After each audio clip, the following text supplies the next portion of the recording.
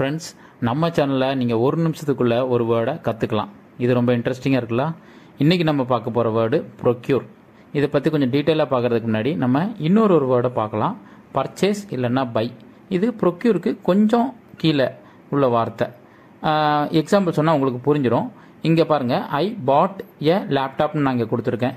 ஐ பாட் இல்லைனா பர்ச்சேஸ்ட் ஏ லேப்டாப் இல்லைனா pair of shoes எப்படினாலும் சொல்லலாம். இப்போ இதில் பெரிய காம்ப்ளெக்ஸ் ப்ராசஸ் எதுவும் இல்லை. நம்ம கடைக்கு போகிறோம், 2-3 ஷூஸ் பார்க்குறோம், இல்லைன்னா லேப்டாப் பற்றி விசாரிக்கிறோம், அப்புறமா அதை வாங்கிடுறோம். இதே நீங்கள் ப்ரொக்யூர் எடுத்துக்கிட்டிங்கன்னா அதில் கொஞ்சம் காம்ப்ளெக்ஸ் ப்ராசஸ் இருக்குது. அது என்ன காம்ப்ளெக்ஸ் ப்ராசஸ்?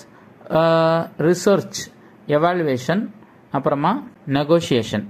இப்போது ரிசர்ச்னா அதை பற்றி ஒரு சின்ன ஆராய்ச்சி பண்ணுவாங்க. அப்புறமா அதை மதிப்பீடுதல், அதாவது இப்போது 4-5 சப்ளையர்ஸ் அதை கொடுக்குறாங்கன்னா அதை பற்றி கொஞ்சம் ஆராய்ச்சி பண்ணிவிட்டு அவங்ககிட்ட பேச்சுவார்த்தை இப்போ நடத்துவாங்க. இப்போது சின்ன சின்ன விஷயத்துக்கெல்லாம் நம்ம அப்படி பண்ண மாட்டோம். ஒரு கவர்மெண்ட் ஒரு பெரிய ஒரு விஷயம் கொள்முதல் பண்ணுதுன்னு வச்சுக்கோங்களேன், ஈடுபடும். இங்கே எக்ஸாம்பிள் பார்த்தீங்கன்னா உங்களுக்கு நல்லா புரியும். Government procures paddy from farmers. So இதிலெல்லாம் பார்த்தீங்கன்னா உங்களுக்கு சில காம்ப்ளெக்ஸ் ப்ராசஸஸ் இருக்குது. அதனால தான் ப்ரொக்யூர் பர்ச்சேஸை விட ஒரு படி மேலே. ஸோ உங்களுக்கு இது ப்ரொக்யூர் எப்படி யூஸ் பண்ணணும், பர்ச்சேஸ் எப்படி யூஸ் பண்ணணும்னு தெரிஞ்சிருக்குன்னு நினைக்கிறேன். இன்னொரு வீடியோவில் சந்திக்கலாம். தேங்க்யூ.